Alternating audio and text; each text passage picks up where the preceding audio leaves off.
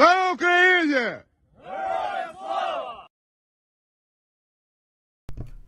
Hello everyone, my name is Paul. Welcome back to the new news. I hope that everyone's having a fantastic Wednesday, and I hope that you guys have had a wonderful and safe and easy Wednesday. Of course, I know that my work day was a little bit rough today, but hey, and so it goes. At least I'm off tomorrow, but that's for some appointments and stuff. But either way, a day off.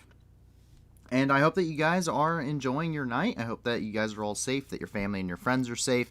And I hope that everyone's just kind of relaxing, chilling, enjoying a good meal, I hope. There's a lot of stuff that's happening throughout the world. There's a ton of stuff. I mean, especially when you're talking about inside of Ukraine, there's been a lot of big developments over the last 24 hours. Some of the stuff we hit on yesterday. There's also been some serious stuff that's happening in other parts of the world too. But in general speaking, a lot of this stuff just isn't necessarily good. A lot of this stuff is pretty terrible. It's pretty dark for the most part. And it's a lot of stuff in regards to, conflict and drought and depression and natural disasters and, climate change. A lot of just pretty terrible stuff to talk about all around. But luckily, there is a way to help. You guys have allowed us to be the news that gives back. We're never doing super chats on this channel. We're never pushing any kind of merchandising on this channel. 100% of everything we do is all about fundraisers and doing charity stuff. So if you check out in the description, you go see a ton of charities down there. So much so that we can't actually put a description with them anymore. We did for a long time. You guys have actually given us so many charities that we've been able to vet that we can no longer do that. That's an awesome problem to have. I want to fill out all 5,000 characters that I'm allowed to put in the description with charities. And I would love to see that happen sooner than later. And even on top of that, even if we do fill that out, we also have a section dedicated in our Discord and on our website for even more charities for different regions of the world as well. But please keep those coming. If you have one that we don't have listed, please send a link. Get onto our Discord. It's the easiest way to get a hold of a staff member. Shoot us a link. Give us a short summary. And we'll go ahead and get that vetting process started. 80% of donations that these organizations we have listed receive will go directly to their programs, meaning they'll go directly to helping people all throughout the world. So if you can't give a lot to these organizations, give a little. If you can't give anything at all, that's totally okay. As cheesy as it sounds, give us a like and subscribe. Let your friends know about us. The more people that are here, ultimately, the more good we as a community can do in our endeavor to try and raise money for charities and try and raise money, for these fundraisers and help people throughout the world and kind of offset at least a little bit of the pain and suffering that we talk about here on the news every day. We as a group just don't think it's a good idea to profit off of other people's misery, and essentially that's what a news channel does if you're running for profit. So with that out of the way, we're going to go ahead and dive right into the news. We got a ton of stuff happening, especially when it comes to Ukraine, and that is our special report that we start with on every single day thus far since we have started. And the first thing we have is because the Ukrainian parliament continues to keep busy. Every single day of the war, they have still been going into work. They've still been, working on the laws. And we have a couple of updates that came out today from the Verkhovna Rada, which is the Ukrainian parliament. We can go ahead and take a look at some of this here.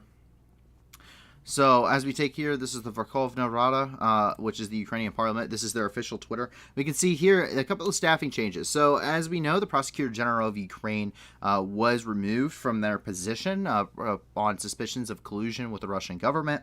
And what we see here is a new appointment of Andriy Kostin to the Prosecutor General's position.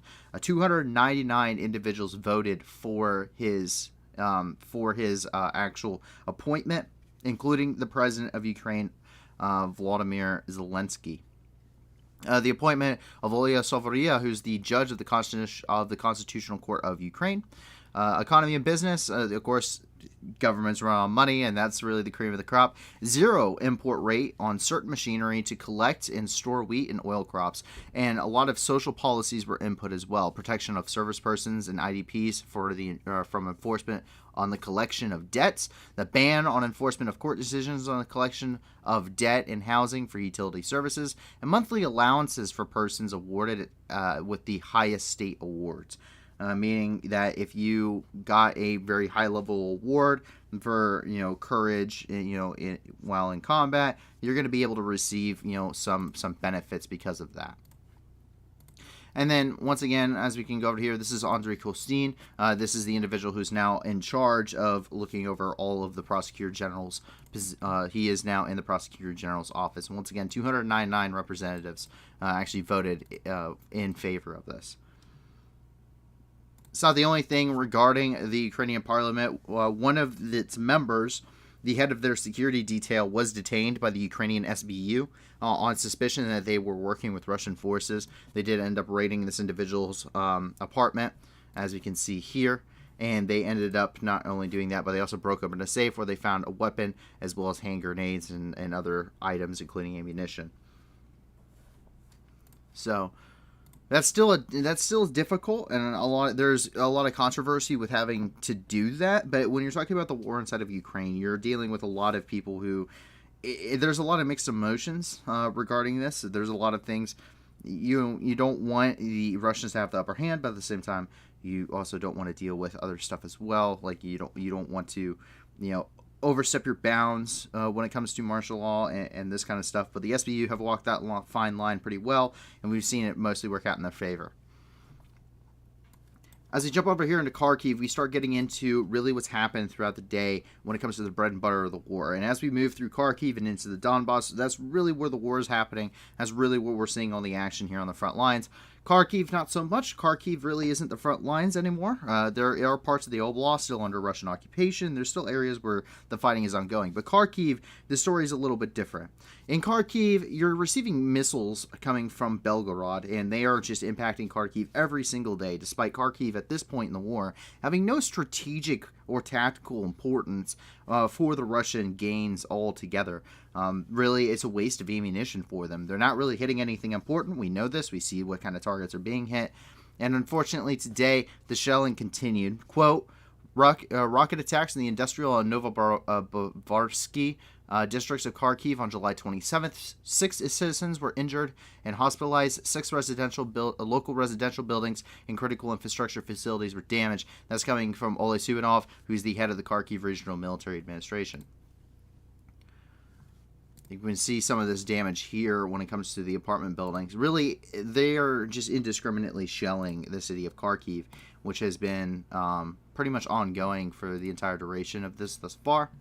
And that continued into tonight as we have more incoming tonight. Right before the stream, Russia did end up firing more missiles at Belgorod. We actually have the impact of one of those here.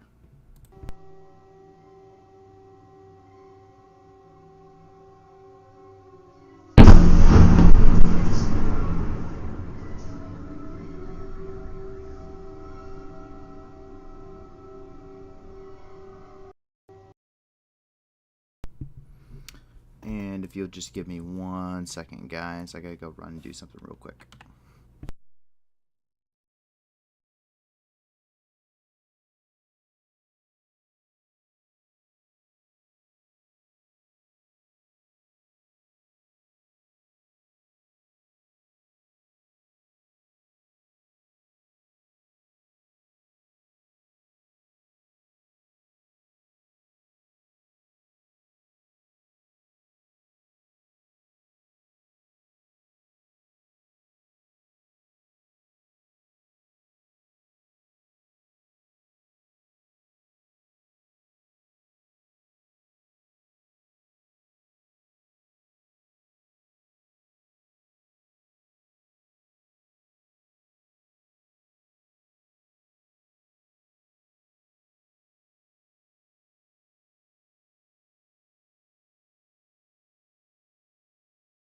I'm sorry about that, everybody. Normally, I don't try to walk away from the stream, but we are doing this live, and occasionally life does happen.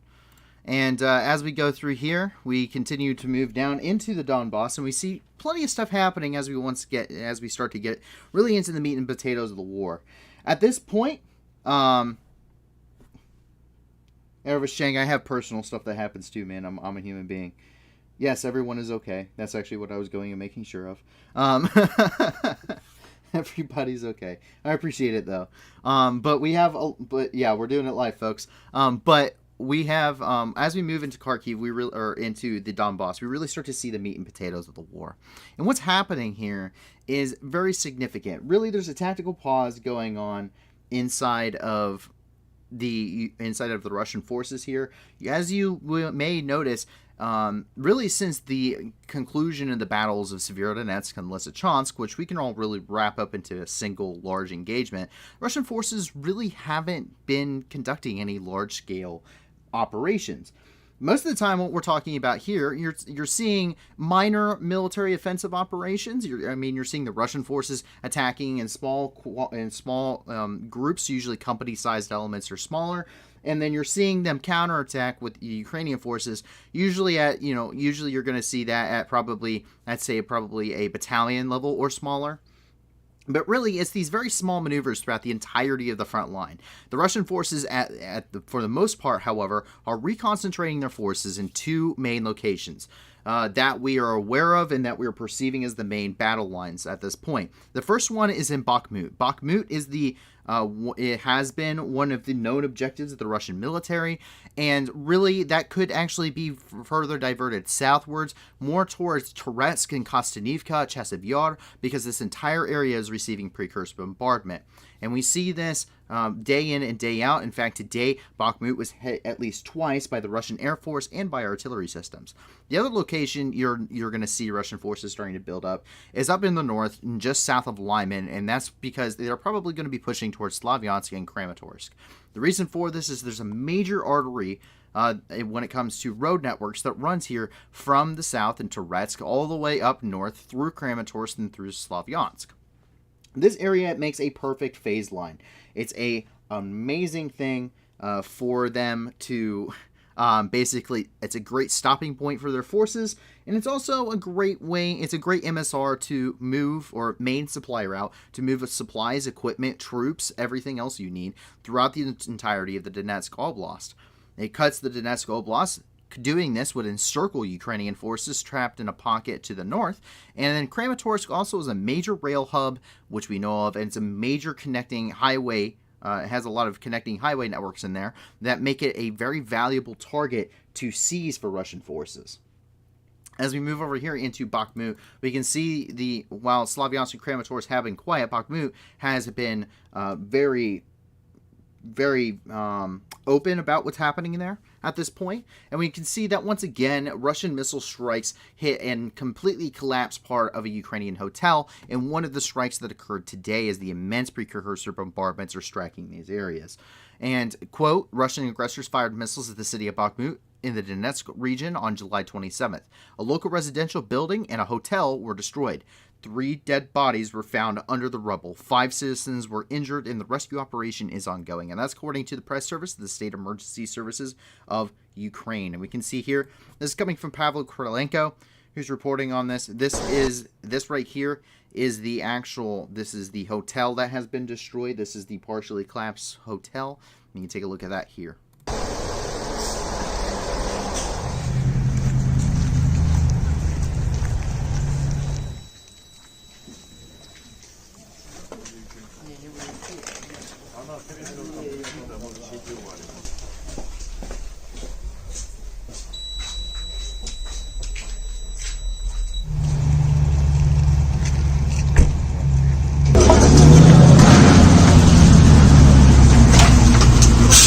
Мужчина, а вы дома были, да, когда прилетело? Да, я в сарае был. А куда? Прям в дом попадание, да? В прямое.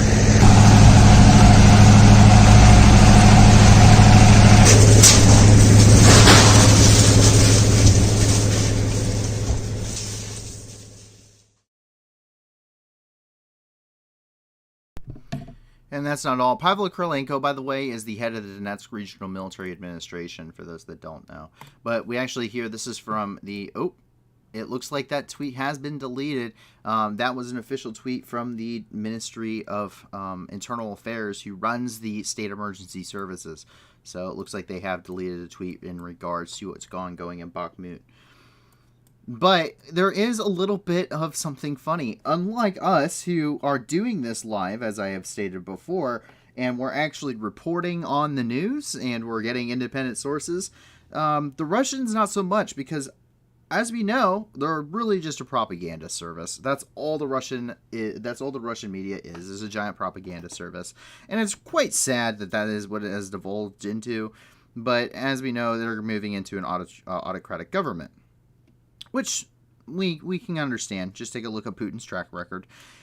But what that means is that the Russians, being a propaganda service instead of a news channel, they get to have blooper reels.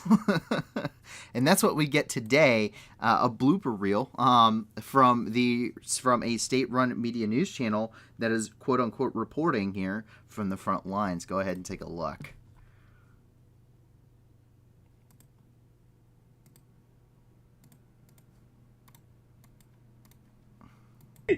Заряжен? Да. 333! 333!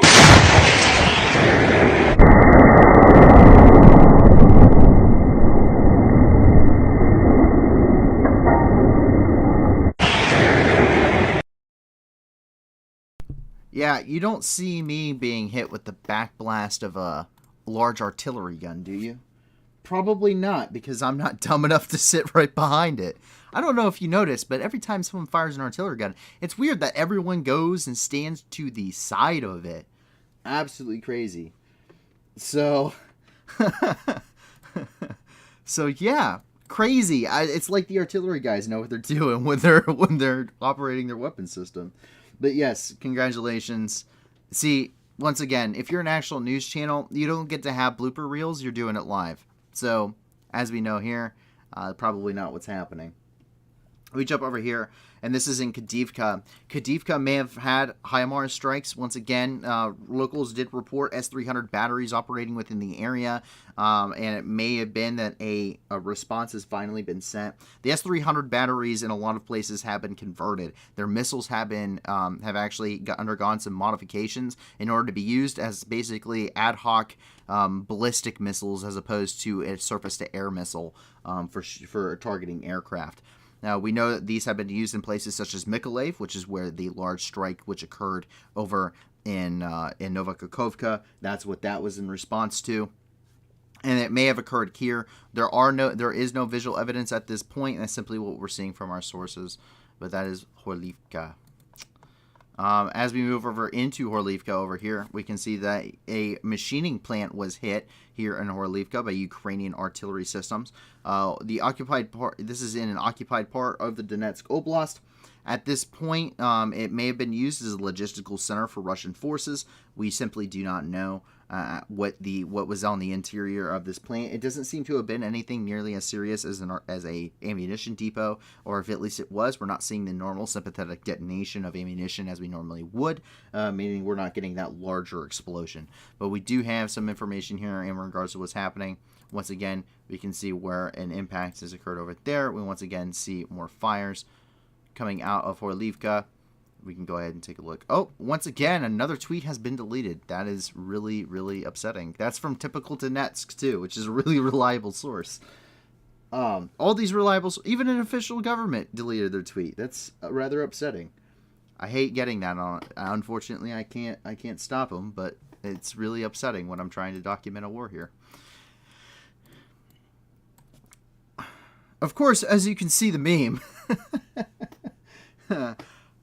Man, I love to interject comedy. You have to have some kind of dark humor and some kind of comedy in these situations. Otherwise, you're going to drive yourself insane when it comes to what's going on. And I 100% guarantee the Ukrainian troops would probably be approving of this right now. At least in my personal experience in war zones, yeah. But anyway, this is a very good visualization. First of all, many times over, I have really compared the war in Ukraine much more so to World War I than any other type of war fought in human history.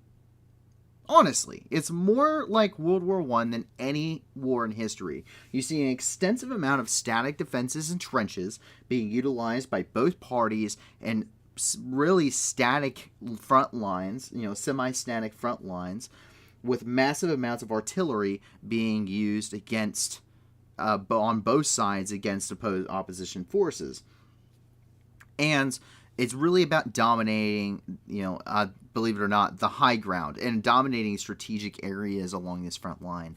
This is an amazing shot. This is of Ukrainian lines here in the Donbass, here in the Donetsk Oblast specifically. And you can see these giant trench networks, and you can see all the impact shells from all of the artillery that's been fought in them. And they're sitting up on this very nice rise in the land, this nice ridge line that makes this a perfect, and I do mean textbook, defensive position to be sitting on. This is almost as perfect as it gets. You have the high ground, you have open flat terrain, you can see you command this battle with this slight rise in the ground right here.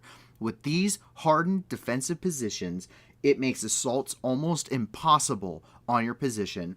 Artillery is nearly ineffective completely, because I don't know if you've seen some of these dugouts, but sometimes these dugouts get very intricate. Just look up German dugouts from the First World War. They were essentially a home away from home, believe it or not, with the dugouts. Now, the majority of the trenches, especially in Flanders, were just god-awful. So don't take World War I. Don't say I'm saying World War I was a cakewalk. It was absolutely terrible. But, the Germans put a lot of infrastructure and planning into their stuff during the First World War. And so, those lessons have been taken and they're being applied here. But with this rise in the land and the flat terrain all around you, you basically have command over the entire battle space 360 degrees around your position. You can effectively, from this position, call artillery on targets kilometers away from you. Which means that since you can command this entire location, really the Russian forces, outside of their artillery systems, you're really untouchable. I mean, just take a look at some of this. I mean, it's immense. The communication trench lines, the front trench lines, I mean, it is very, very well done. These guys, they know what they're doing. It's a very impressive defense. A very, very impressive defense. You can see as this artillery is coming in here, that it's really not effective. It's not really effective against these trenches. This is what I mean when you have the high ground. I mean, you can see for kilometers and kilometers and kilometers, and you can really target and zero in artillery onto whatever you want.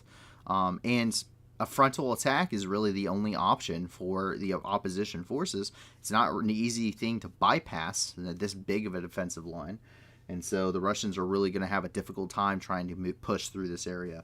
And as we've seen before, we noted that attacking these kind of defensive positions really don't work out in their favor. We saw an entire entire Russian tank company be wiped out at trying to attack a position very similar to this one.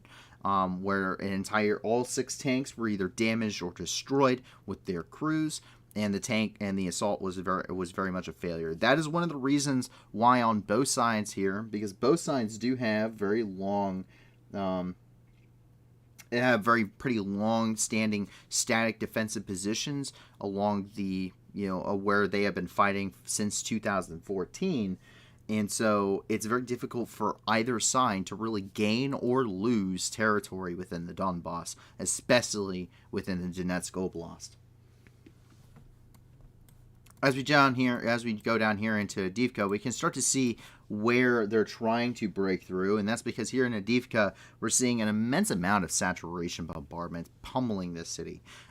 We've seen this before, and we continue to see this again today. More Grad systems, the BM-21 Grad, which fires 120mm Katyusha rockets and 40-round salvos, peppered Avdiivka, just outside the city today, trying to soften up some of those defenses around some of the defenses around Ukrainian lines, and we can see some of that here. I mean, this is what I mean by a saturation bombardment. That's not 1 or 2, artillery shells coming in. That's not them calling in targets on a grid square. This is I want you from this road to this road. I want everything in that general area gone. I want it blown to hell.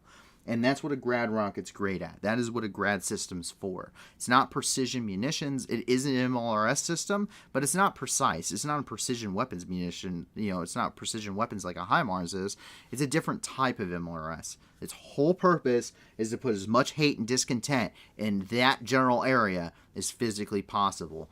Both of these types of weapon systems are highly utilized on both sides of the war, and we can see where some of this other artillery has come in. And it appears, according to here, this is Status 6, who follows these wars and gets some of the first-hand footage out of here. Very good, reliable source for anyone interested. A Ukrainian ammunition depot may have been hit. However, I'm not seeing any sympathetic detonations to say this.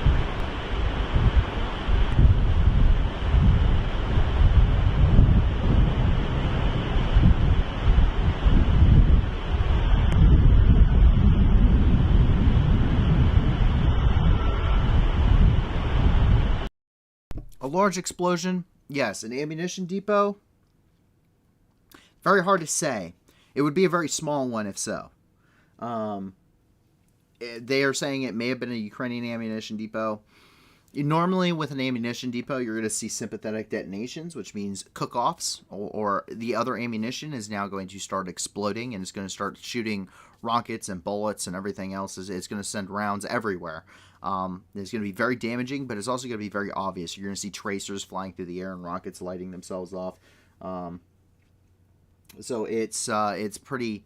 It's very much a spectacle when an ammunition depot goes off, and I'm not seeing that here. I'm just seeing a very large explosion. So just as a precursor, you have to try and analyze what you're seeing, even when or I should say, probably a disclaimer. Much more than a precursor. You need to analyze what you're seeing and not just read what is being said to you. Whenever you're talking about this kind of stuff, it's very important that you take a look at the information you're provided and try and, come to your own conclusion within a realistic process.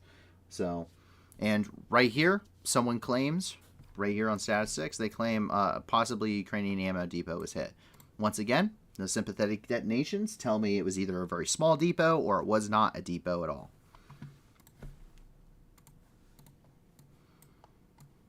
And, of course, we get our daily update regarding the casualties within Donetsk. Once again, Pavlo Korolenko, who's the head of the Donetsk Regional Military Administration, he comes in here and he says, quote, Russian aggressors fired missiles at the Donetsk region on July 26. One person was killed and one citizen was injured.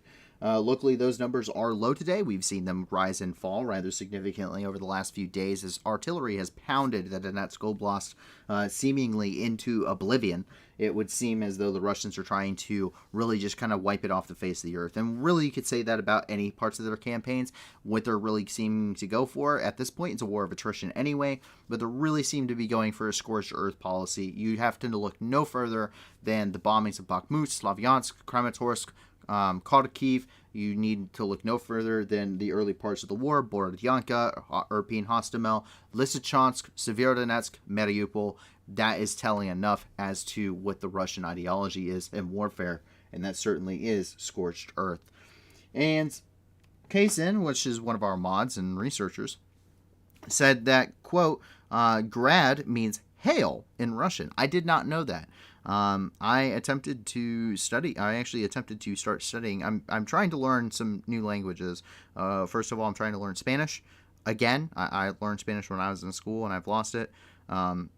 I do still know a little bit of Arabic, and I went to go try and do Ukrainian while I've been learning Spanish and Russian as well, just because of what we do here every day. And I'm going to tell you what, I got to do those independently. I cannot do those alongside another language. So I appreciate the translation. Kaysen is one of our translators, is completely fluent in Russian and in Ukrainian, and it has amazing contacts in some of these areas. So big props to Kaysen for the research and for the translations. That's how we get everything verified. So it's amazing to be able to have that ability. So many places don't have it, and it's amazing to have an in-house translator that can actually go through and verify everything from subtitles to actually reading documents and letting us know what's happening. So Google Docs, of course, or Google, is great for translating, but it has some shortcomings. As we move over here, a sympathetic detonation. As I was talking about earlier, sympathetic detonation is where, I'm trying to describe it. Basically, it's where something explodes and it causes everything else that is explosive to also explode. It sympathizes, basically, with the explosion going on. And so that's what a sympathetic detonation is. And tanks are notorious for this, especially T-72, T-80s, and T-90s are notorious for sympathetic detonations. The reason for this is because in a T-72, T-80, and T-90, they have an auto-loading carousel. What does this mean to you as the average viewer who may not know a whole lot about Russian tanks? Inside the bottom of the turret, they take out ammunition out of a very well-armored sealed compartment. And they take this ammunition depending on what they plan they think they're going to be using. Most of it is going to either be high explosive, which is great against buildings and people. And another part of it, a large part of it, is going to be anti-tank rounds. It may be saboted rounds, which means it flies at a very high velocity and just punches through armor like a dart. Or it may be AFSDS, which I think is similar to a Sabo. It could also be a heat round, a high explosive anti-tank, which has a internal kind of like core to it. It's a shape charge inside of the warhead. But they store over 20 rounds of this, which is over half their ammo capacity, inside the very bottom of the turret in a very cylindrical ring all the way around. And the turret, because it doesn't need a loader, all it has to do is it has to rotate and line up with whatever ammunition you're wanting to put into the turret. It grabs it up with a hoist and it loads it into the barrel for you. That way it can fire 9 rounds a minute, and the Russian tanks require less crew than a Western tank does. They also have a lower profile because of this. But when you hit it with, say, a missile, what happens is this missile punches through the armor, and now it sets off all of that ammunition that's laying exposed and is ready to go, hence ready ammunition, at the bottom of the turret. A lot of times, this is why turrets will fly off whenever you're seeing the explosion going off. This now shoots high explosive and armor-piercing rounds through the inside of the tank with the explosion that's going on, and it's puncturing other things. That ammo storage case, great if it's taking a hit from the outside, not so great from the inside. Same thing with any fuel tanks and crew compartments you may have. Those will get punctured as well, killing not only the crew, but setting off fuel and other ammunition as well. And now you get this, which is a tank that is nearly completely vaporized off the face of the earth. Just take a look at this. This tank is gone. Once again, the turret popped off. And you know, we have a drive sprocket, we have we have parts of some treads. There's the turret. The turret has completely gone off. And some of these things, they'll fly 200 feet in the air. I kid you not, there's some amazing videos of when the TOW Bravo Arrow was being tested, shooting these things 200 feet in the air, fully laden. I mean, there's just no tank left. Just no tank whatsoever. As we jump down here, and we start to see where counter battery fire is really playing a very crucial part in this war. Counter battery fire is when an artillery battery, they take a look, and you can actually use a crater, and you can actually take some measurements, and it will tell you, generally speaking, where an artillery piece came from with a lot of really good math.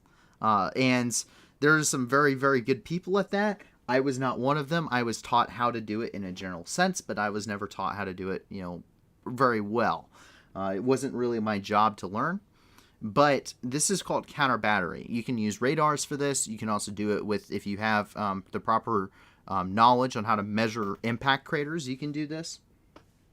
And as a result of this, quote, the armed forces of Ukraine destroyed a Russian 152mm self-propelled howitzer, 2S-19 Mista S, 152mm self-propelled howitzer, 2A-65 Mista B, a mortar complex in Sani, and a mortar complex Sani, and an enemy ammunition depot in the south of Ukraine on July 26. Operational Command South is who that is coming from. So once again, that counter battery fire playing a crucial role here in the southern front. But really, this day, on top of Kharkiv and the destruction of some of these bombardments, is really topped off by what is happening in Kherson Oblast. As you may or may not know, Kherson Oblast is getting ready or is now seeing a major counteroffensive by Ukrainian forces. The stage is set. And that has occurred thanks to several different bits of news. But we start off here in Novokakhovka, where we see as Russia continues to begin to consolidate their holdings in the occupied regions of Ukraine, where we're starting to see that they're filling up things like billboards. They even have a merchandise t-shirt that I did not feel like sharing on this channel, but it's all in the name of extended Russia. Russia, as we learned yesterday, just got done. They have a law proposed where the state will run advertising inside of Russia, and you must be a Russian company to advertise inside of Russia on any outdoor marketing. We see some of that already going into work here as extended Russia and Novokakhovka, where we already have billboards going up talking about extended Russia, how great it must be. God, I hate seeing children in politics. Also, interesting note here, the double-headed eagle that is being used here, that is not the Soviet Union. That is an imperial Russian symbol from the time of the Tsar, for those that may not have known. Which really should hint at what some of the, what really Putin is wanting to do, I think, when it comes to his rhetoric regarding Russian-speaking territories. But, of course, what you are all here for, I am sure, and that is the Antonovsky Bridge. All missiles were successfully intercepted. The Russians reported that no missiles had struck the Antonovsky Bridge last night, and that Russian air defense systems the Russian air defense forces had intercepted all of the missiles. As we saw last night with the explosions, they successfully did intercept them using, of course, the Antonovsky Bridge. They did use the Antonovsky Bridge to intercept all of these Ukrainian incoming HIMARS missiles. And the bridge, today, we finally get the visual evidence of it. It is destroyed. It is not collapsed. It is destroyed. Very, very much destroyed. Take a look. Как раз вот в сторону непосредственно правую и левую сейчас от моста, вы видите. И сюда же нанесли удары как раз вот по той стороне, которая была обстреляна. Вот вся картина моста, просто мост фактически находится вот в таком состоянии. Еще больше разорвало на куски, как раз вот. Практически в то же самое место ударили.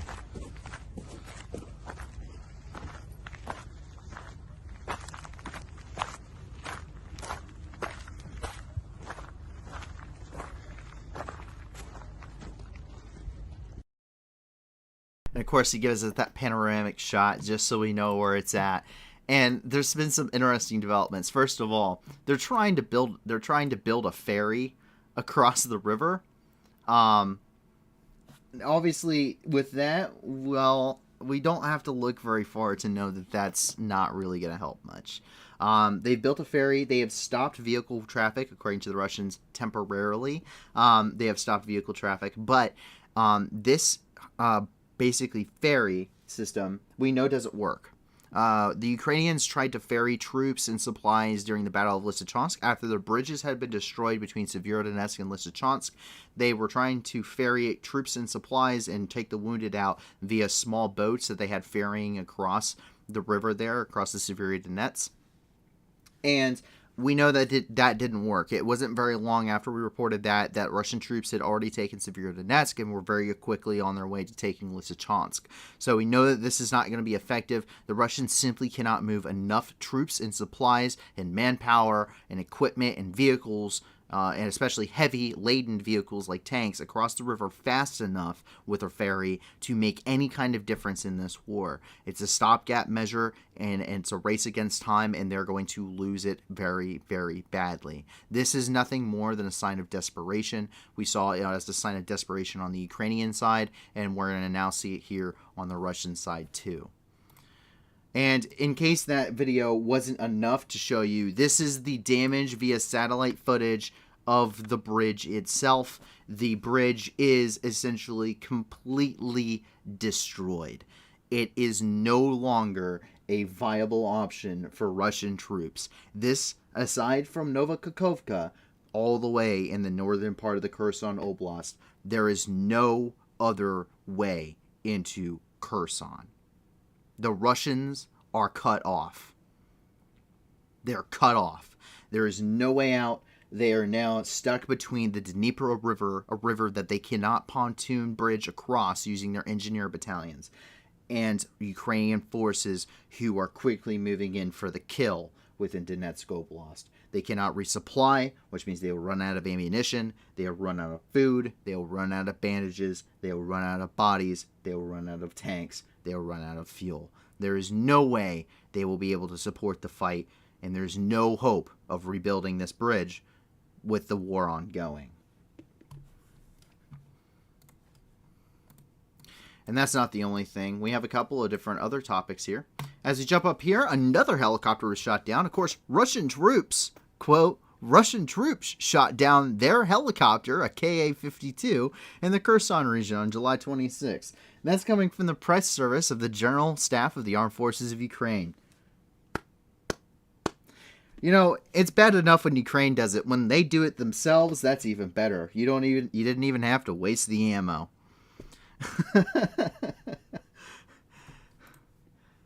But there is some not so great news. Of course, shelling is pounding the Kherson Oblast, at least in the liberated parts. As we take a look here, quote, rocket attacks on the Kherson region on July 27th. 1 person was killed and 9 citizens were seriously injured. And that's coming from the press service of the Kherson Regional Police. As you jump down here into the south, however, in the Mykolaiv Oblast, once again the Russian shelling continues. This is coming from Vitaly Kim, who's the head of the Mykolaiv Regional Military Administration. He says, quote, Russian occupiers shelled the Mykolaiv region 49 times in the last 24 hours.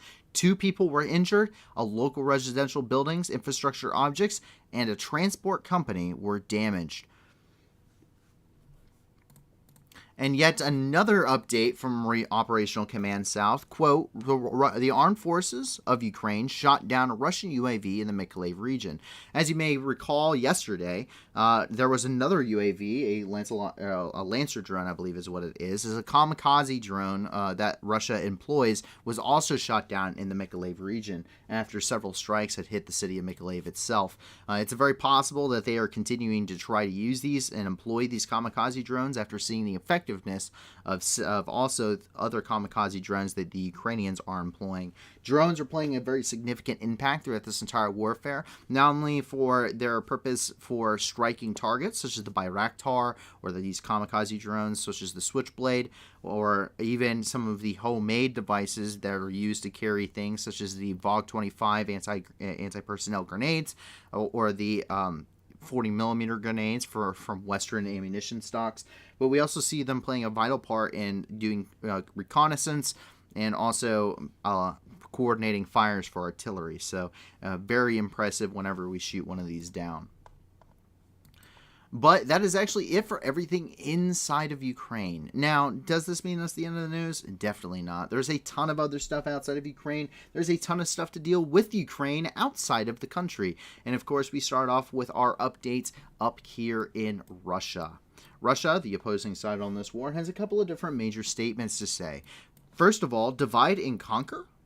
So Russia's deputy chairman of the Security Council, who is Dmitry Medvedev, published a map where Ukraine was divided into parts. The biggest one, of course, belonging to Russia, and the smaller ones were apparently part of Poland and Romania.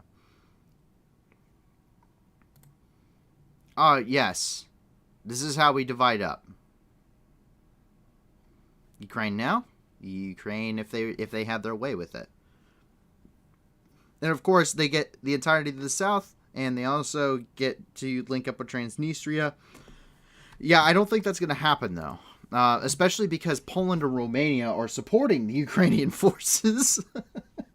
And also, hey, yeah, Poland? Yeah, Poland hates Russia. I don't think the Russians get that memo.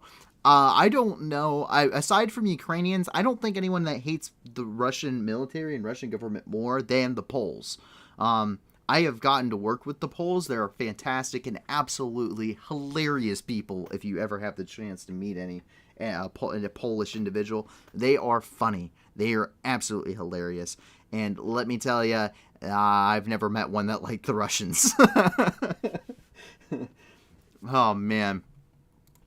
But that's not the only thing. A fire was started. This is specifically burning a Z sign here somewhere in Russia. We put this on Moscow considering the size of it. But activists are starting to really show their face more and more now. We see, of course, the burning of registration buildings for the conscription offices and recruitment. We also see where they are also burning down other locations as well, such as, signs that they're destroying some of these monuments that are being built, all sorts of things that are happening. And we see that once again here. Dissent is growing inside of Russia, and I expect it will probably continue to do so until something finally boils over.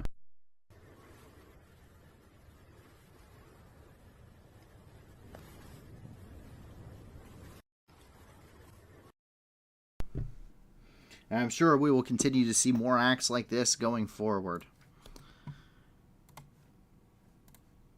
But yesterday was a day of remembrance, quote unquote.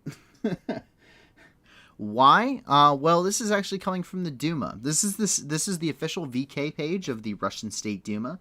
They don't post anything on their website. Don't bother checking. You have to go onto a Russian social media site really to get something from the Russian Duma. And this is from their official webpage on VK. And it says, this was yesterday at 10:30 a.m. Quote, today is the day of remembrance of children, the victims of war crimes of the Kyiv regime. Quote, every day the Kyiv authorities kill civilians, shell residential areas. Children are dying. We are talking about hundreds of dead and wounded, said the chairman of State Duma, Vyacheslav Volodin. He recalled that this genocide has been going on for the 9th year. Quote, no one in the West stood up for the children of the Donbass, did not condemn the crimes of Ukrainian Nazis. In May 2015, in Donetsk, a memory of the children who died during the war, a memorial of the Alley of Angels was opened. Is it painful to read the names of the small residents of Donbass, and neither can be forgotten or forgiven, according to the chairman of the State Duma. The deputies of the State Duma proposed to establish a day of remembrance for all the victims of the war in the Donbass. In the autumn session, the State Duma will consider the initiative. Well, there's some irony in this, isn't there? There is. So a day of remembrance, of course. So why? Well, it's a day of propaganda. That's really what this is all about. It's another day of propaganda. Not that they really need one. Their entire every day, you can. I'm trying to think. Robespierre, in France, the order of the day will be terror. Well, that's pretty much Russia. The order of the day shall be terror. For those that don't know, Robespierre said that during his time leading the French Revolution. But what this is another day of propaganda. And they're talking about genocide. They're re-emphasizing genocide once again. I want to be very clear on this statement. There is no evidence of genocide against Russian-speaking people in the country of Ukraine or elsewhere. There is no evidence of genocide of Russian-speaking people in Ukraine or elsewhere. Why? Why would I say something so poignant? Why would I say it as though I run the ICC? Well, for a very simple reason. Genocide and ethnic cleansing have very distinct definitions. They have very important key factors you must understand, and none of these factors occur with a crime against humanity. As there is no evidence to support the theory that this has occurred in a genocide complex. We can go ahead and just take a look. I've done this before, and I want to reemphasize this once again. The thing is that when we talk about Ukraine, and this is going to be debunking a Russian statement, of course, so please bear with me on this. When we talk about Russia, trying to say that Ukraine is committing genocide against Russian-speaking people, once again, there's no evidence to support this. The Ukrainians, I will say, there have been tragedies throughout the Donbass. There have been children who have been killed. There's certainly civilians who have been killed. That, to say it hasn't happened would be to completely write those people's deaths off in complete vain for no purpose, for no, it would be to degrade their memory to say that they hadn't died. And so we're never going to say that. Every war has collateral deaths. Every war has a tragedy. And it can't be said about the war in Ukraine too. It's a tragedy, but the war in Ukraine itself goes much faster tragedy, and I'll get to that in a second. But we can see just from satellite footage. The thing about Google My Maps, it's not the most up-to-date thing. I don't have Maxar satellite footage, every day to show you. We have to get that stuff secondhand. What I do have here is a map that has been taken, satellite imagery that is on Google Maps and Google My Maps, if you want to check it out yourselves, that is before the war in Ukraine. And what does this show? This is the city of Donetsk. It's one of the hearts of the region. It's one of the hearts of the separatist movement, and it's also one of the major contested areas since 2014. And what we see within Donetsk is really that Ukrainian forces are actually conserving their fires. They're being very conservative about where they're hitting with their artillery systems. And that is really what they're saying when they're saying about a genocide. A genocide or an ethnic cleansing means that you completely disregard the entirety of the Geneva Convention, and you just shell everything and anything with the purpose of eliminating a people. We don't see that here. You're trying to wipe a certain group of people, in this case Russian-speaking people, off the face of the earth. We simply don't see this. This is Donetsk. This is specifically the Donetsk International Airport during the war between the separatists and the Ukrainians up until this February. And what we see here is we see an extensive amount of damage. This is considered a valid military target for Ukrainian forces. So, of course, this is going to receive an immense amount of damage. And you can see it all over the place. The amount of shelling, the destruction, it's there, it's evident, it's visible all over the place. And you can see that it even rolls into, I will say, neighboring areas. This neighborhood over here, not doing so hot. Neighborhoods over here, not doing so hot, right? Like, obviously, collateral damage has, in fact, occurred. That's a tragedy. That is a tragedy. But it's also right next to the international airport. There was some kind of conservative, we're not going to hit the downtown middle of Donetsk.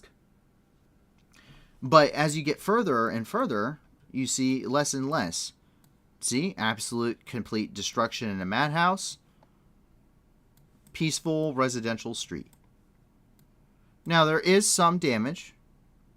Right? There is still some damage. And it is a tragedy.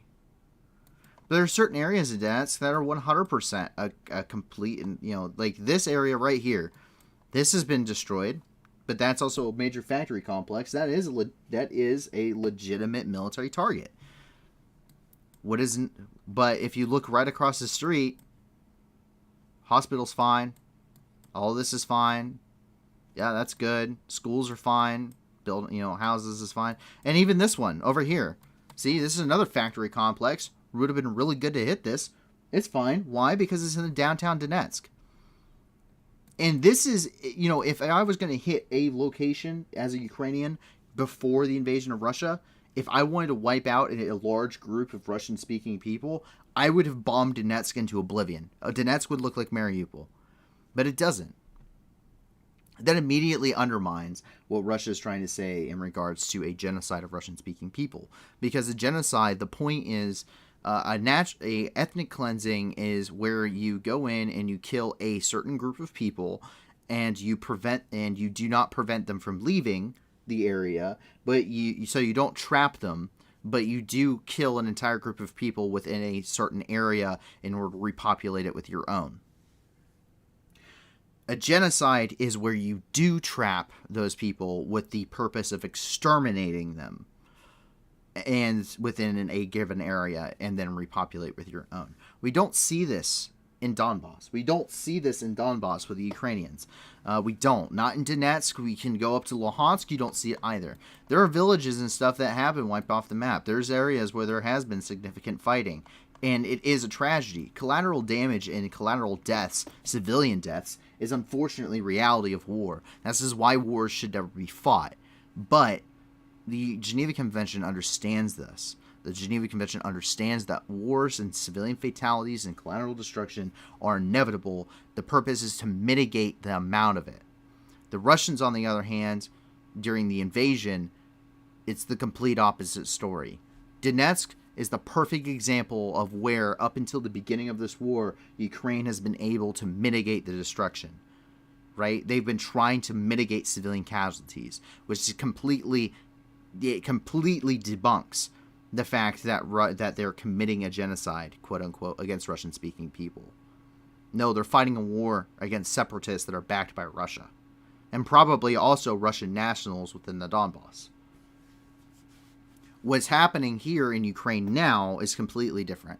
Look at Mariupol, look at Severodonetsk, look at Lysychansk, Rubizny, Lyman, Kharkiv, Borodyanka, Irpin, Hostomel, Bucha, Chernobyl. Look at any of these locations, wiped off the face of the earth with a total disregard for civilian life in any kind of a capacity. There is no way that you can say that Russia has not at least committed crimes against humanity at the very least extent without even labeling it. In my humble opinion, I believe what Russia is conducting now is genocide done poorly. Because we do know, the UN said just yesterday, that humanitarian convoys by the United Nations have yet to go into an occupied area. They have not been allowed to. And that's coming from the coordinator of the United Nations. We had that on there yesterday. And then we also know that, according to local officials, that down here in Vasilivka, that at least 5 people have died because the Russians at the checkpoint in Vasilivka are preventing Ukrainian citizens from actually evacuating from the region. That is trapping people. And that is ensuring that they are therefore exterminated. It's a genocide done poorly. As you jump down here into Rostov-on-Don, we see this is another region. This is just south of the Donbass. And we see that more equipment is headed towards Ukraine. More equipment being flatbedded via rail car. Mostly MTLBs, which is a version of the APC. We see some with ZSU-23 TAC-2s, which is an anti-aircraft gun platform, mounted on top of them. That's very old. That's before they actually came up with a weapon system that just had that set up, and they had 4 barrels instead of 2. And then you also see where they're bringing in a lot of T-series tanks. I did not take the time to identify them, which tanks they were, but we do see them bringing in these vehicles. See, this is an MTLB. Is the easiest way to remember this is mini turret, long body. Does have a long body. It's an armored personnel carrier. These have a ZSU-23 TAC-2. This is a dual-barreled 23mm anti-aircraft gun that's mounted on the top. They did develop a vehicle later on specifically for this purpose. It's a ZSU-23 TAC-4. It has a quad barrel or a 4-barrel anti-aircraft gun mounted onto the top and a rotating turret. And then they also are bringing in T-Series tanks. Looks like these ones are actually more modernized versions of what we've seen recently. These may be, in fact, at least T-72s based off of their variants. I'm going to say so. Yeah, I'm going to say that these are probably T-72s. I'm having a hard time taking a closer look at it, but based off of where the exhaust system is and based off of the amount of road wheels and based off of the fact that I cannot see the snorkeling gear, and the T-72 is notorious for having a very small bit of snorkeling gear for it. They're bringing in more equipment, nonetheless, a lot of heavy equipment. The issue is they're suffering from a manpower shortage. Every time you lose a tank, every time you lose a vehicle, you lose the crew to it as well. And if you're doing that, what ends up happening is now you can't just take your average foot soldier and throw them into a tank. It doesn't quite work like that. You need to train somebody. T-34 was notorious for being so easy to operate, but it's not like that anymore. Tanks are very, very complicated and very important pieces of machinery. They have a specific purpose. Russia's over mechanized themselves, I believe, considering they have no light infantry. But they are trying to throw everything they can to this conflict, and they're continuing to pull stockpiles to do it. And it's very likely that some of this stuff may have come from their southern command as well, which means that they're degrading their forces in Syria. As you actually jump over here, and this is in the Tuva Republic within Russia. The Tuva Republic did have, at the very beginning of the war, a large volunteer force that went over. Today, a cargo plane full of dead, over 200 members of the Russian Federation's Tuva Republic returned home in pine boxes. And I found this quote. This is from Joseph Heller, who is an American writer, and he's best known for the military satirical novel of Catch-22. And the quote is, quote, it doesn't make a damned bit of difference who wins the war to someone who's dead.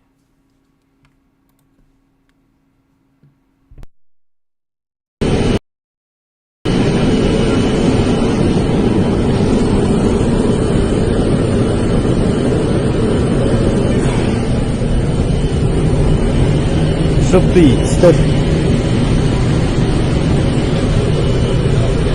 Самолет Таврикис.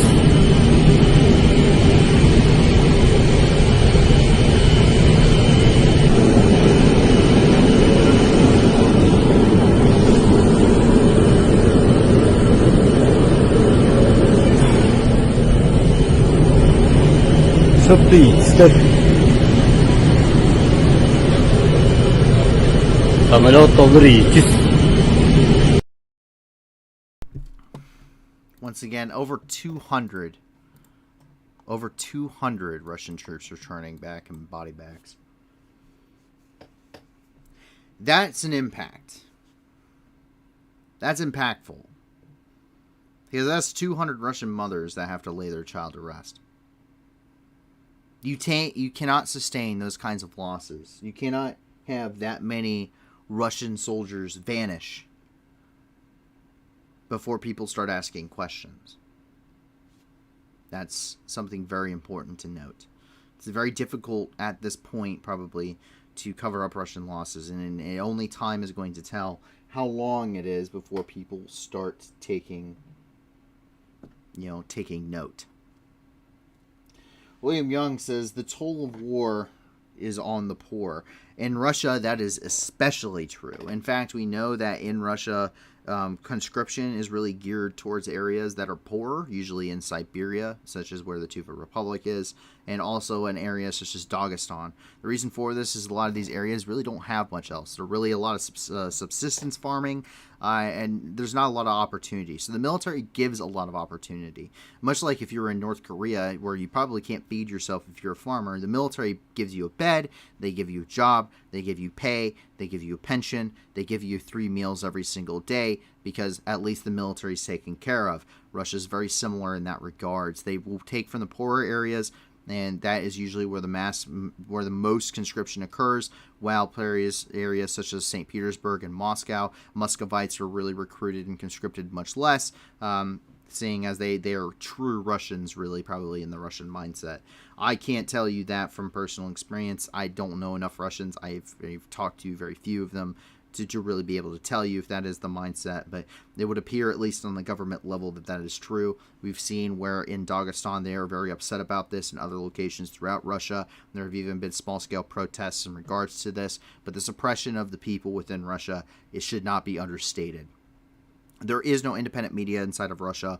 There is no real independent social media. Everything can be tracked, and if you're of an older generation, you're more likely to believe that simply because you would be old enough to remember the Soviet Union and the hard times that happened immediately following the Soviet Union's collapse in the 90s. So the older generation is more keen on what the Russian rhetoric truly is, while the younger generation has those VPNs and everything else, and they're really the ones that are pushing the activist side of things.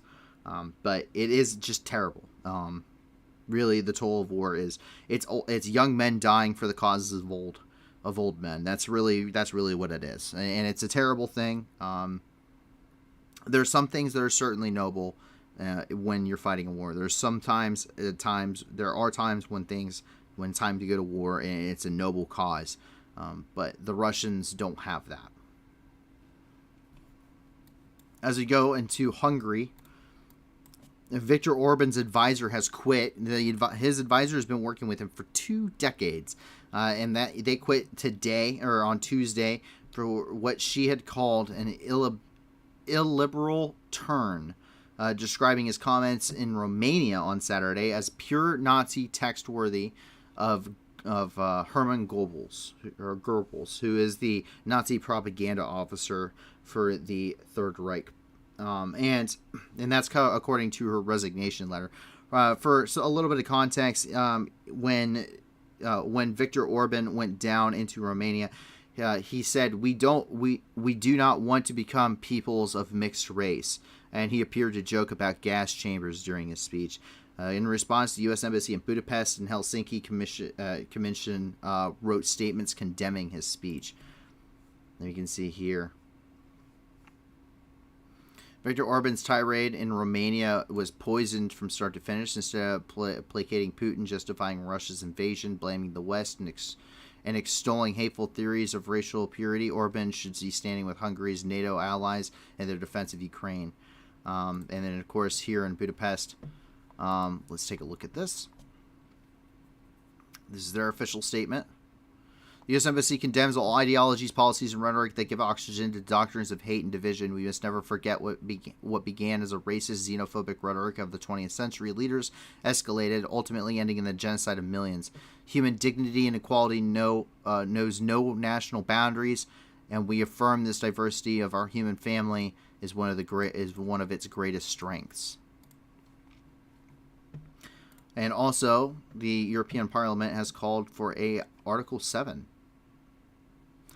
Dear President Metsola, in recent days, the Orban government in Hungary has taken yet another turn for the worse. Immediately assuming emergency powers was a worrying sign of the state of democracy in the country. Prime Minister Orban's words this week about not wanting to become a mixed race go even further than has so far been the case. This is clear breach of the norms and values spelled out in the European treaties and remind us of the darkest days of European history.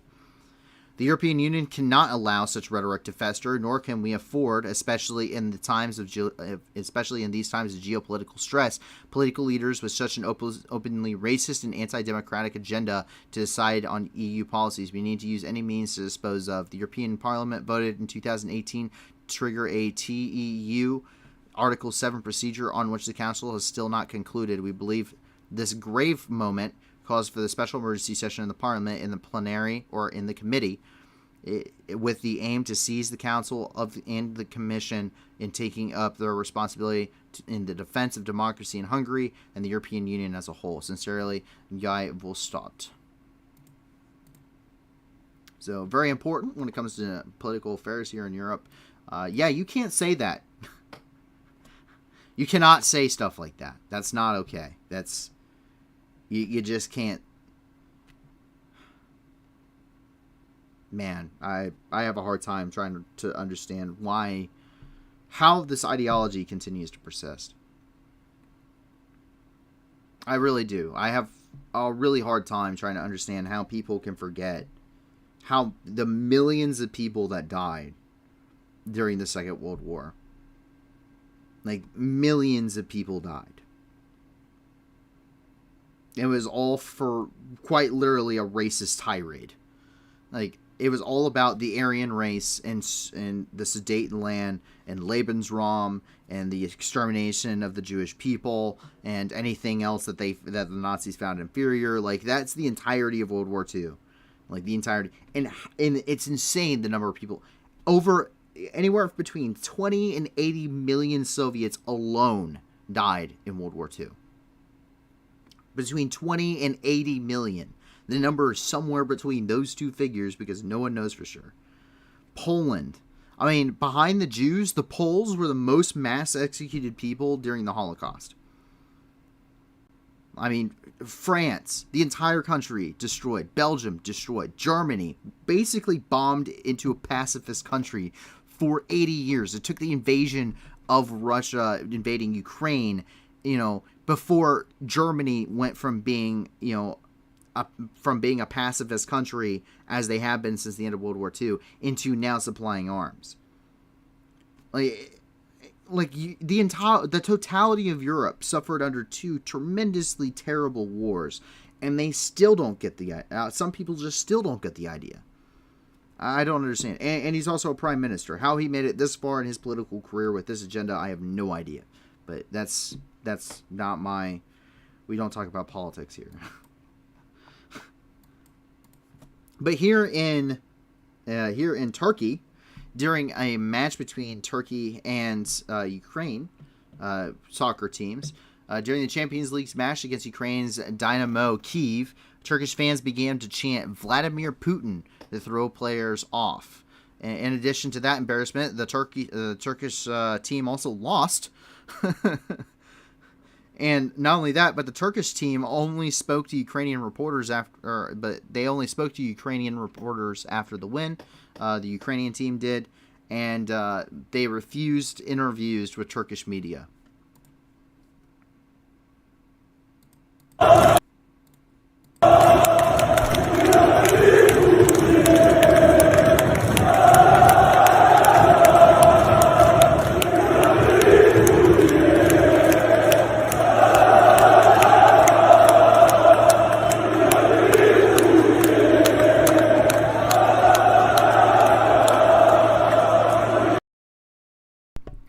Yeah, if this is the length you're willing to go for your soccer team, yeah, don't talk to me.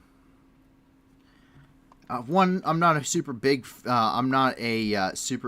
sports guy to begin with, but if you're willing to use, the fact that these guys' families, some of them, they have been killed, their coaches have been killed, their families have been killed. If you're willing to use, the name of the man who started the war that killed their families in order just to, dissuade, or just try to, throw them off their game so you can win a soccer match, don't talk to me. Because that's, as a human being, that's extremely low. I don't care how much you love your team. I really do not care how much you love your team. That's just... These guys don't have a home.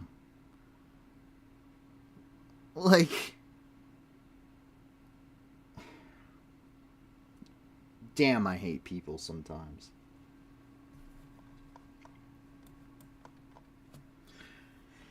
So, we jump down here into the Middle East, and I have talked about this a little bit before, and I have done a little bit of research tonight and determined that it was okay to finally talk about some of this. Because I spent some time when I was in Syria, or I spent time in Syria, I should say, during my first deployment. I was sent to Syria. I spent over 4.5 months in the country under Operation Inherent Resolve. And there has been some news that happened in Syria, and I'm pretty sure I know where it's at. There has been no location given, but in the Al-Hasaka province of Syria, 3 large explosions occurred at a very large U.S. military installation, according to local sources within the region. This is being reported by everything else. There is no official statement from the Department of Defense, Operation Inherent Resolve, or U.S. Central Command, who would be the one to give those statements. There hasn't been a response to this yet. Usually, when an incident like this happens, there's this thing. It's called going into River City. When you're in River City, there is no communication with the outside world. There will likely be at least a 24 to 48 hour window before we actually get any kind of a statement. We did have one of those incidents while I was there. Now, where do I think this is happening?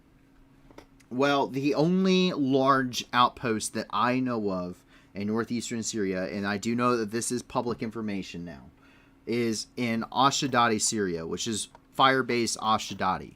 This is where I was at when I was in Syria. This is where I was located for the majority of my time. As you can see here, you can see it right here on the maps. This is the Firebase. It's pretty extensive. But it feels very small when you're there for some time. The YPG and YPJ are also located here. There's also a large there's also a large prison located somewhere around here. I'm not going to say exactly where, because I don't know exactly where it is. But the YPG and YPJ maintain a lot of Islamic State prisoners in this area. Ashdodi was taken back in 2016, and I then managed to arrive there just about a year later. But it's quite extensive. It's a cool base. They have a whole helicopter fleet there. There's an FST or a field surgical team there, and there's all sorts of stuff there.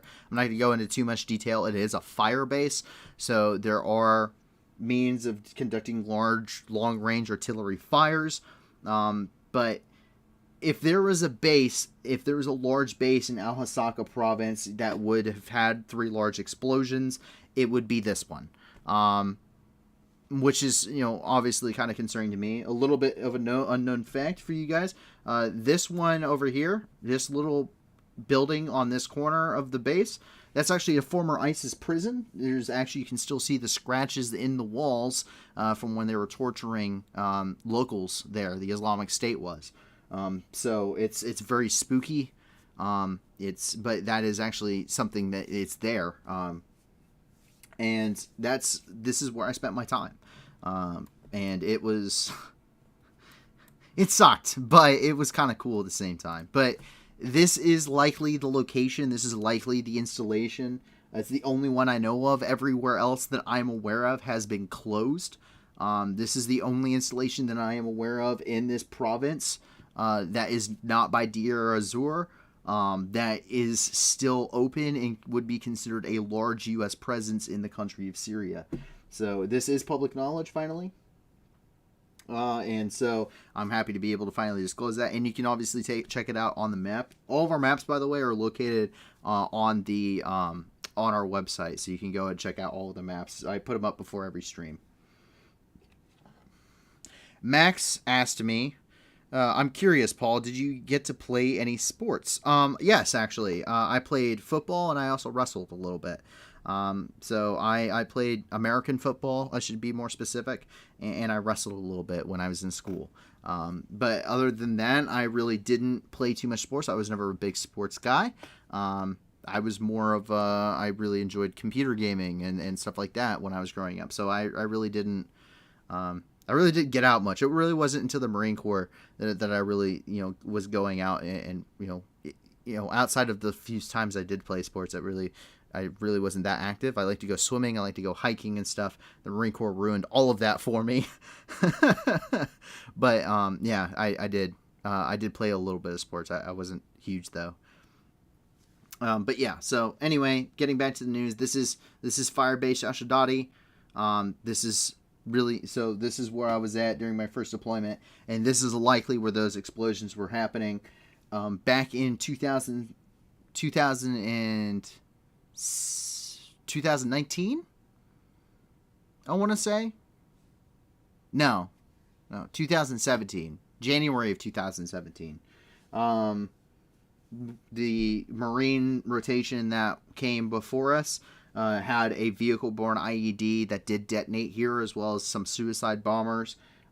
We did take contact at this location every once in a while. Not heavy contact. It was mostly just some pop shots. But every once in a while, there was stuff that was happening here. So I would not be surprised if the Islamic State did once again hit this location.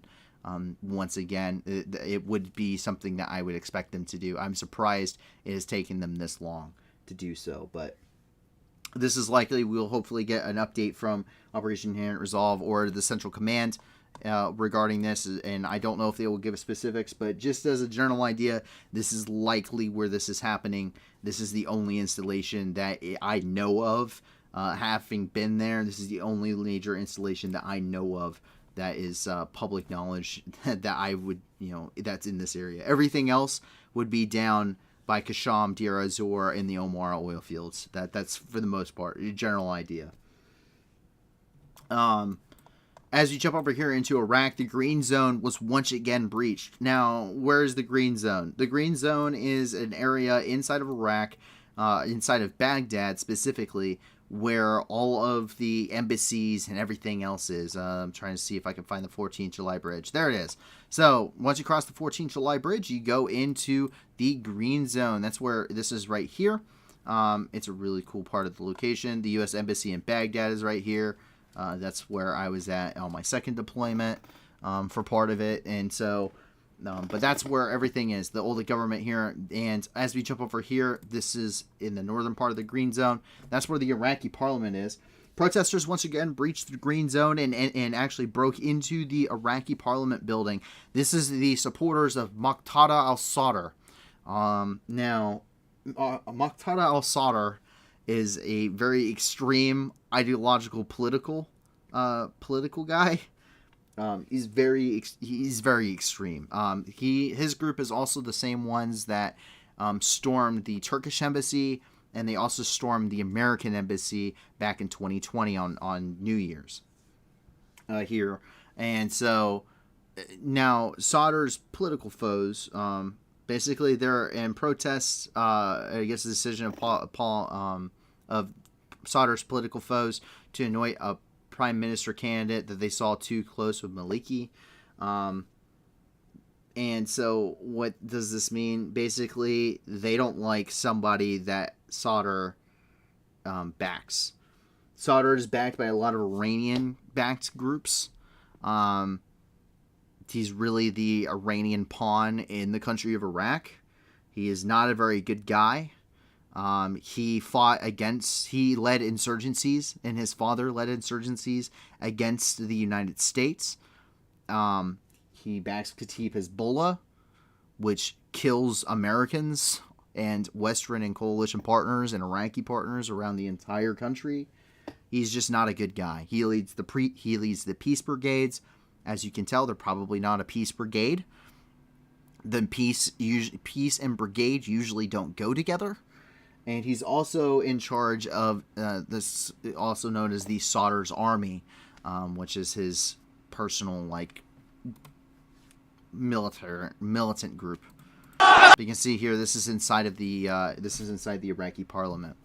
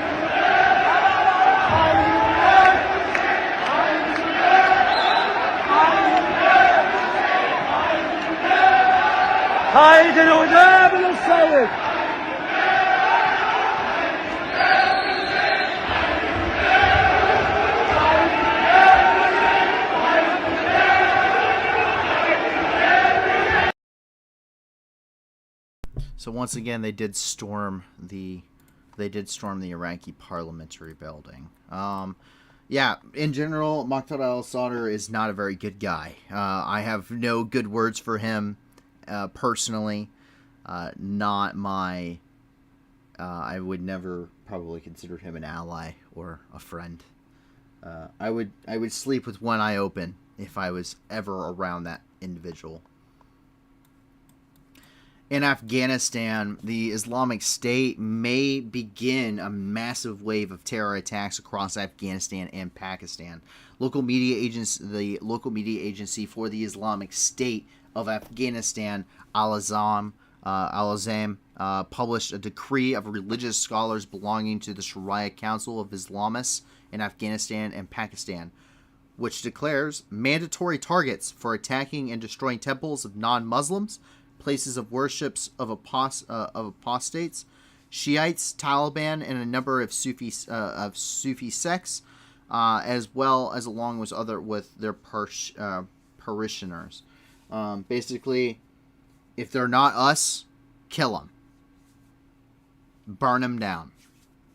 And so this is probably going to launch a large scale attack by the Islamic State within Afghanistan and Pakistan. Insecurity within the region and general political instability, especially within Afghanistan, is going to allow the Islamic State to probably conduct some very serious attacks throughout Afghanistan, and I will say into other parts, probably less secure areas where ongoing fighting is still going on between the TTP, Taliban Pakistan, and the Pakistani forces in those areas of conflict. It will also be likely very easy for the Islamic State to infiltrate into those areas, seeing as there is no definitive side who controls them, and also conduct attacks in those areas too. But we do have those decrees for you here. I'm sure there's not a lot of people on this channel who probably read Arabic, but nonetheless, very important. As we jump over here and we start moving into Southeast Asia, we see a lockdown once again in Wuhan. Wuhan, China is where the coronavirus originally began at, also known as COVID-19. 1 million residents within the city are now on lockdown after 4 new cases of COVID-19 were reported in the city. If you would like to know more, BBC does have an article. You feel free to go ahead and check that out so you can get a more in-depth report on that. A U.S. carrier may be steaming south towards the South China Sea. Reportedly, and this is once again reportedly, we do not have definitive evidence of this at this point. The USS Ronald Reagan, a U.S. carrier, and its task force are reportedly on its way to the South China Sea as tensions with China grow, as Nancy Pelosi, who is the House Speaker, may be going to Taiwan here in the very near future. This is certainly something that would happen. My older brother served in the U.S. Navy back in the mid-2000s, and he was actually stationed in Japan. It was a very common occurrence that once China started getting more and more wound up about Taiwan and saying they were going to send everything over to Taiwan and take it over, they would actually send a carrier task force down in between Taiwan and China, because getting within so close of its carrier task force is a declaration of war. So I can see it happening. And as we can see here, now, something to note. They're saying that is sailing down there. Now, I do not believe, this is coming from China PLA-1, I do not believe that this may be entirely true, based off of the photographic evidence. The reason why is you have a single carrier sailing alone. That would never happen. That would never happen. What? We have the second largest navy in the world. Do you think we're just going to sail one of our fancy carriers around by itself? No. No. No. No. So, Just as a heads up, that's just reportedly at this point, so we can't confirm nor deny that that is happening, but I do believe it is likely. Unfortunately, here in the Philippines, it was rocked by a 7.1 earthquake that initially hit the island of Luzon. So far, 4 people have been killed. It's damaged buildings, causing the tremors, very strong tremors in the capital of Manila. Two people were killed in the Boguet province, one in the Abra province, and another one and one other individual in yet another province, according to the Interior Minister Benjamin Abalos. And during the news conference, 60 people have reportedly so far been injured. According to the U.S. Geological Survey, the earthquake occurred at 11 kilometers or 6 miles southeast of the city of Dolores at the shallow depth of only 10 kilometers or 6 miles. We do have some images and videos coming out of this. Take a look. Buti hindi pa tayo makyat dun. Meron pa, meron pa. Ay, Allah. Shade, shade.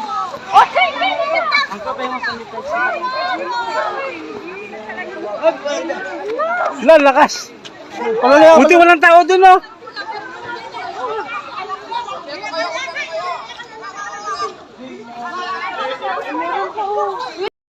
I just want to point out, so this is from the colonial Spanish area, or from the Spanish colonial era. This thing's been up here since the 16th century, and it has been damaged. But we can also see here some of the collapsed infrastructure closer to the epicenter. So, fortunately, quite significant damage, and hopefully that death toll doesn't rise. I would hate to see it rise. We jump down here into Ethiopia, where the World Food Program continues to provide as much aid as possible. There are several different things from the World Food Program, which we actually have talked about here before. The World Food Program is led by the United Nations. It's their sector of humanitarian aid, and it's one of their sectors of humanitarian aid throughout the world. And while rations have been cut by 50% in most areas throughout the world as a result of ongoing shortages, especially within their stockpiles, and as the world is going into have major food shortages, they're actually predicting 2023 to be worse for food shortages, even in stable countries. But the UN is still doing everything they can. The World Food Program had a convoy headed here in Ethiopia today, going to areas such as the Tigray region, which requires 90% of people in the Tigray region of Ethiopia require humanitarian aid to survive. So, very great to see that the World Food Program is still operating a large convoy of vehicles and aid going out there, and we love to see that kind of stuff. That's really what this whole channel is about. As you jump down here into Butembo, 4 are dead regarding what happened yesterday. The attack here at the UN MONUSCO compound. At least 4 people were killed when a power line fell on them, and that was what was stated by local officials. And 15 are dead reportedly, according to local news reports, after peacekeepers used live ammunition. Evidence is minimal of the usage of live ammunition. It is there, as we saw yesterday. We do know that the protesters did pick up weapons and were firing on the UN troops that were located there. 2 UN police officers were killed. 1 blue helmet, which is a military member, was also killed during the attack. But we have the update coming here from the Associated Press.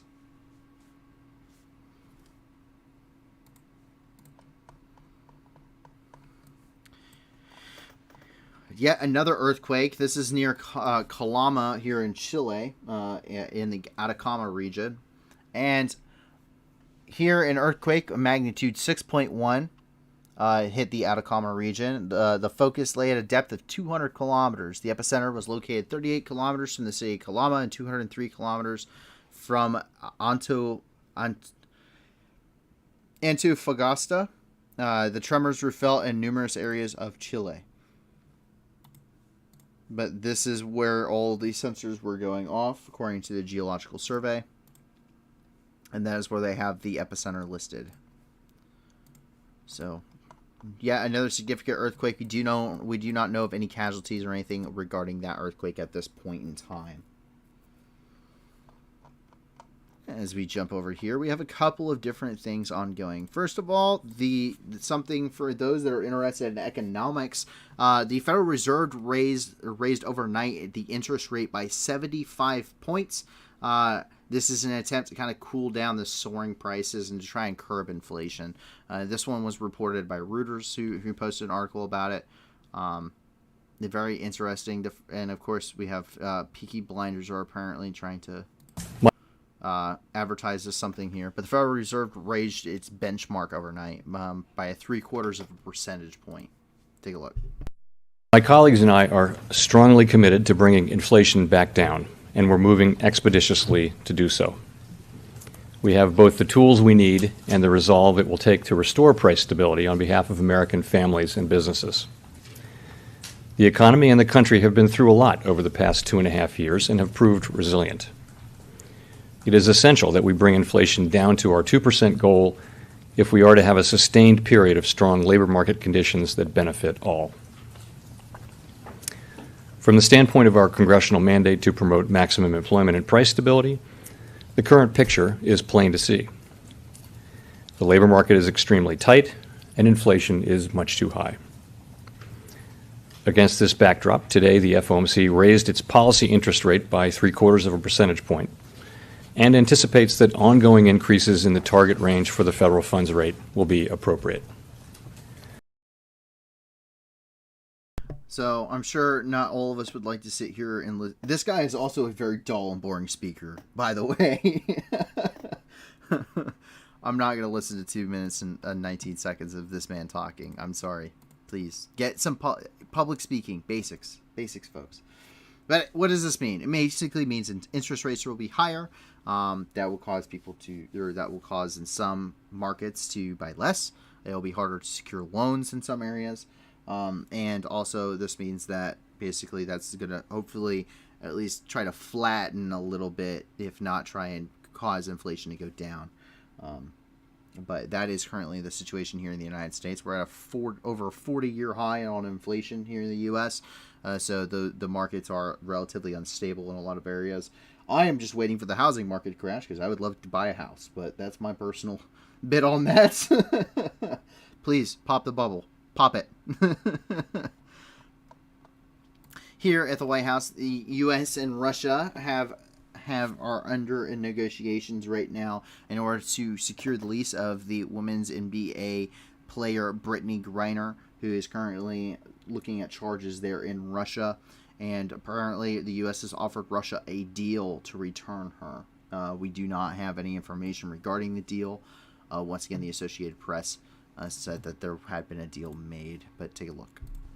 Good afternoon. Oh, we have a full house. In the coming days, I expect to speak with Russian Foreign Minister Lavrov for the first time since the war began. I plan to raise an issue that's a top priority for us: the release of Americans Paul Whelan and Brittany Griner, who've been wrongfully detained and must be allowed to come home. We put a substantial proposal on the table weeks ago to facilitate their release. Our governments have communicated repeatedly and directly on that proposal. And I'll use the conversation to follow up personally and, I hope, move us toward a resolution. So what is the prospect of getting Paul Whelan and Brittany Griner out by making such a big trade, arguably over the opposition of the Justice Department? We have two objectives. We, of course, want to see those who are wrongfully detained be released and be able to return home. At the same time, it's important that we work to reinforce the global norm against these arbitrary detentions, against what is truly a horrific practice. So we're working concertedly on both. We've demonstrated with Trevor Reed, who came home a few months ago, that the president is prepared to make tough decisions if it means the safe return of Americans. I think that's a good place to stop it there. So obviously they're getting ready to make probably a prisoner exchange of some kind going there in order to get them home. Kaysen says maybe Russian negotiations before they declare Russia a terrorist state. Yeah, maybe. That's something that the U.S. is actually looking at doing, is declaring Russia a terrorist state. It's very possible that that would probably make negotiations go south. I can imagine that would mean that they probably wouldn't want to trade prisoners with us anymore. And there's still several Americans that I'm sure they would like to get out of Russia at this point in time.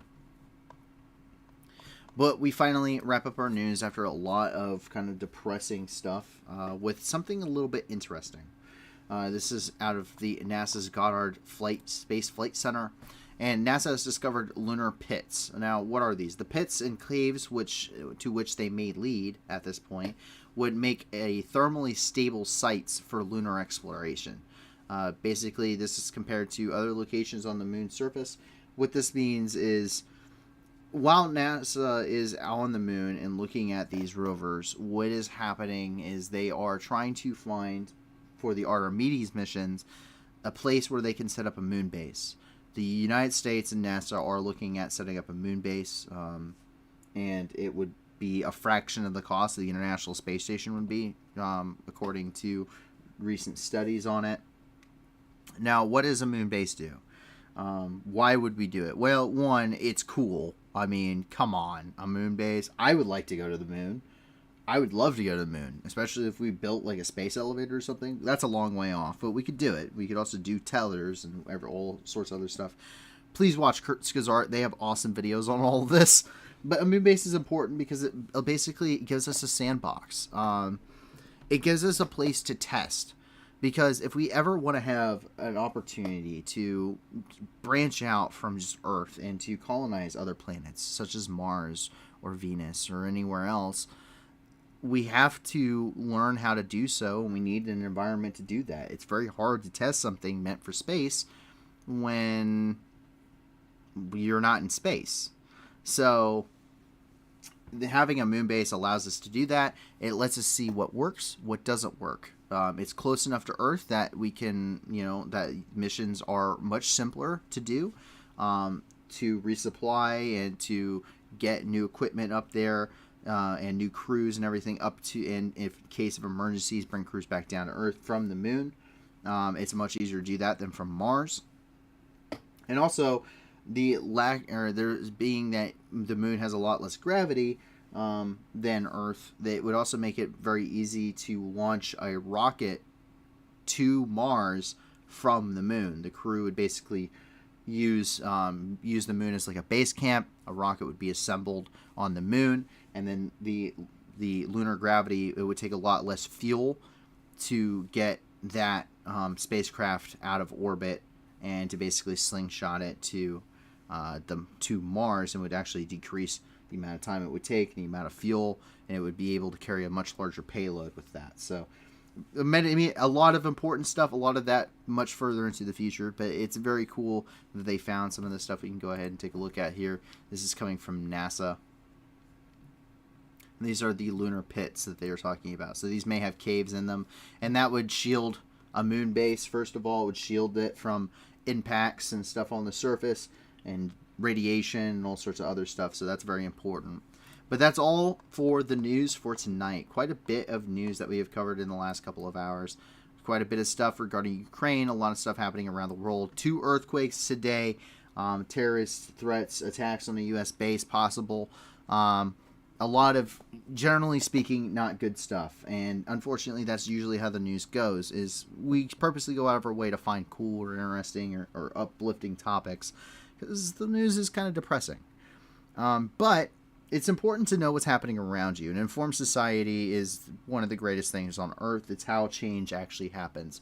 And luckily, we can be that change. And even more so, we can help people around the world with this channel being an informed society. And that's because you guys have allowed us to be the news that gives back. We're never doing super chats on this channel. We're never doing merchandising. When we set out to do this project, me and the rest of the team that started this sat down and we said, we were all working for another YouTuber at the time. We said, okay, we don't agree with profiting off of other people's suffering. And so we want to do everything for charity and fundraisers. And so that's what we've done. If you check out the video description below, you're going to see a ton of different organizations You're going to see all sorts of stuff, whether you're supporting the war effort in Ukraine, reconstruction efforts, you're supporting humanitarian aid that's going not just to Ukraine, but other places throughout the world. Please check out the other places around the world. They really aren't in the spotlight. Somalia, Ethiopia, the whole Horn of Africa is suffering tremendously under a drought and famine. There are other places located throughout the world that are suffering equally too. So please give as much support to these guys as you can. 80% or more of all the donations that they receive actually go to their programs. They go to helping people. And so that's what we're here to do. We hope to get large enough at some point to actually be able to put fundraisers directly onto the stream. And the only way we can do that is with your guys' support. So thank you very much. If you can't give a lot to these organizations, give a little. If you can't give anything at all, give us a like and subscribe. Let your friends know about us. Invite some people, because the more people that are here, ultimately, the more people that are here on this stream and coming here, not only do you get to enjoy the news, but the more of a meaningful impact we will have on people throughout the globe. I want to be able to raise tens of thousands of dollars with this channel for charity, and I know that's what the whole team is behind here to do as well. So thank you so much for the support you've given us already. If you have more organizations, jump on our Discord. The link is in the description below. Check that out, and send a staff member a link to an organization as well as a short summary. We'll get the vetting process started and hopefully get it added onto all of our lists. We want to be able to max out the description here with all of that information. But thank you so much for joining us tonight. Hopefully we will see you once again back here tomorrow at 10 p.m. Eastern Time, 9 p.m. Central. My name is Paul from the New News. Have a fantastic rest of your night, guys. Going home, Russian soldiers, going home. Бо ми всіх вас тут змішаємо з багном. І стояти в новах і чудно кличе діти нахуй. Тут працює ЗСУ і ТРО. Нам не треба ні конфлікту, ні війни. Та ми готові всіх вас звать до сатани. Тисячі вже полягло, і все більше шверхуйло. То для них нема нічого, крім труни. Going home, Russian soldiers, going home. Бо ми всіх вас тут змішаємо з багном. І стоять в головах і чудно кличе діти нахуй. Тут працює ЗСУ і ТРО. Вызволять пришел, братишка, ну привет. На моей земле тебе один ответ. Нашим людям плечом, даже танки не возьмем. Вам не взять нас и за 100 000 лет. Going home, Russian soldiers, going home. Бо ми всіх вас тут змішаємо з багном. І стоять в головах і чудно кличе діти нахуй. Тут працює ЗСУ і ТРО. Mr. Putin, on behalf of all our guys, no one's scared of your nuclear device. You can take your top 11, shove it up your wrinkled bomb. Oh, we'll come and help you fit it in your skull. Russian soldiers going home. Бо ми всіх вас тут змішаємо з багном. І стоять в головах і чудно кличе діти нахуй. Тут працює ЗСУ і ТРО. Going home, Russian soldiers going home. Бо ми всіх вас тут змішаємо з багном. І стоять в головах і чудно кличе діти нахуй. Тут працює ЗСУ і ТРО. Russian soldiers going home. Бо ми всіх вас тут змішаємо з багном. І стоять в головах і чудно кличе діти нахуй. Тут працює ЗСУ і ТРО. Going home, Russian soldiers going home. Бо ми всіх вас тут змішаємо з багном. І стоять в головах і чудно кличе діти нахуй. Тут працює ЗСУ і ТРО. Ідіть нахуй.